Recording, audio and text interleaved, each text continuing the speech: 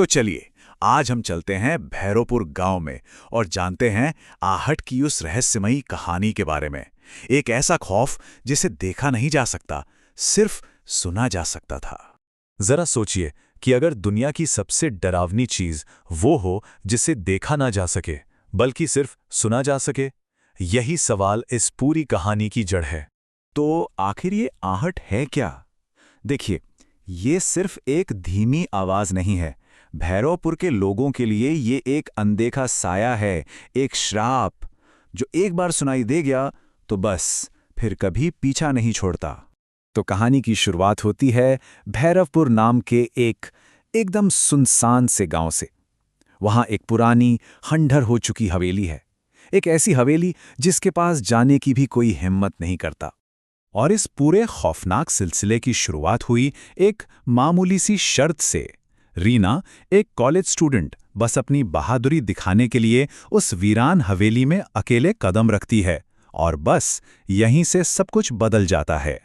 शुरू में तो रीना को भी भूतों पर कोई यकीन नहीं था, लेकिन हवेली के अंदर जब उसने दीवार पर अपनी परछाई के ठीक साथ एक दूसरी अजीब सी परछाई को हिलते हुए देखा, तो उसकी सारी बहादुरी एक पल में खौफ में बदल गई। तो अब देखते हैं कि कैसे एक इंसान के दिल से शुरू हुआ ये डर धीरे धीरे पूरे गांव पर हावी हो गया। आहट ने किसी को नहीं छोड़ा, चाहे वो एक स्टूडेंट हो, गांव का नाई हो, टीचर हो या फिर पुलिस अफसर ही क्यों ना हो। हर कोई इसके साए में जीने के लिए मजबूर था। इस डर ने किसी में कोई फर्क नहीं किया। और अब आहट सिर्फ परछाइयों या कदमों की आवाज नहीं थी, अब वो लोगों के कानों में फुसफुसाने लगी थी, उन्हें सीधे सीधे धमकियां दे रही थी। सोचकर देखिए, उसने रघुनाई से कहा, तेरा समय आ गया है। और बस इतनी सी आवाज ने उसे पागल कर दिया। गांव के पुजारी मोहन, उनके सामने तो खून से लिखा हुआ पैगाम आया, जिसमें साफ साफ लिखा था, आहट से बचना नामुमकिन है। मतलब ये कोई आम भूत प्रेत का खेल नहीं था, ये एक ऐसी ताकत थी जो खुद को ही सबकी किस्मत बता रही थी। जब डर ने पूरे गांव को जकड़ लिया, तब कुछ लोगों ने फैसला किया कि अब ऐसे चुपचाप बैठकर अपनी बारी का इंतजार नहीं कर सकते। उन्होंने ठान लिया कि इस डर की जड़ तक जाकर ही रहेंगे। और इस लड़ाई की शुरुआत की रीना ने, वही रीना जो इसका पहला शिकार थी। लेकिन अब वो सिर्फ एक डरी हुई लड़की नहीं थी। उसने अपने डर को हिम्मत में बदला और अपने टीचर अनिरुद्ध और पुलिस ऑफिसर डीसीपी अरविंद के साथ मिलकर सच का पता लगाने की कसम खाई। तो इन तीनों ने मिलकर हवेली के राज को बेनकाब करने के लिए एक बड़ा ही खतरनाक प्लान बनाया। प्लान ये था, आधी रात को उसी हवेली में वापस जाना, उन आवाज़ों का पीछा करते हुए तहखाने तक पहुंचना और अंधेरे में जो भी छिपा है उसका सामना करना। उनकी ये खोज उन्हें हवेली के पिछले हिस्से में एक बंद जंग लगे दरवाजे तक ले आई और फिर एक ठंडे सीलन भरे तहखाने में, जहां इस कहानी का सबसे बड़ा और सबसे भयानक राज उनका इंतजार कर रहा था। और वहां तहखाने की भीगी हुई दीवार पर उन्हें खून से लिखा एक संदेश दिखा, मेरा श्राप है कि जो सुनेगा उसका अंत होगा।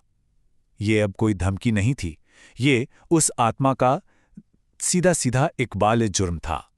और तभी एक धुंधला सा साया उनके सामने उभरा और उसने अपनी दर्दनाक कहानी बताई।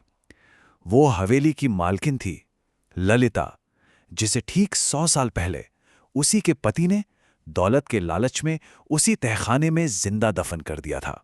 तो ये जो आहट थी, ये कोई भूत नहीं था, ये तो ललिता की वो चीखें थीं जो किसी ने नहीं सुनी, उसके कदमों की वो आवाज थी जो एक सदी पुरानी बेरहमी से की गई हत्या की गूंज बनकर हमेशा हमेशा के लिए उस हवेली में कैद हो गई थी। अब जब सच सामने आ गया था, तो टीम ने सोचा कि चलो इस कहानी को खत्म करते हैं। उन्होंने ललिता की आत्मा को शांति देने और इस श्राप को हमेशा के लिए मिटाने के लिए एक आखिरी प्लान बनाया। उन्हें लगा कि अगर हवेली ही जला दी जाए तो शायद श्राप भी उसके साथ ही खत्म हो जाएगा। तो उन्होंने पूरी की पूरी हवेली को आग लगा दी, उसको राख कर दिया और गांव में शांति के लिए एक बड़ी प्रार्थना भी रखी। लेकिन उनकी ये सारी कोशिशें बिल्कुल बेकार गईं। हवेली जल चुकी थी, प्रार्थनाएं हो चुकी थी, लेकिन आहट वो अब भी जिंदा थी। कहानी ठीक वहीं आकर रुक गई जहां से शुरू हुई थी। कुछ दिन बाद रीना अपने कमरे में अकेले बैठी पड़ रही थी। कि उसे फिर से वही आवाज सुनाई दी, वही जानी पहचानी कदमों की आहट जो धीरे धीरे उसी की तरफ बढ़ रही थी। मतलब श्राप टूटा ही नहीं था। तो आखिर में एक ही सवाल बच जाता है कि अगर आहट सुनाई ना दे तो क्या इसका मतलब है कि वो वहां नहीं है, या फिर डर खामोशी में भी जिंदा रहना सीख लेता है।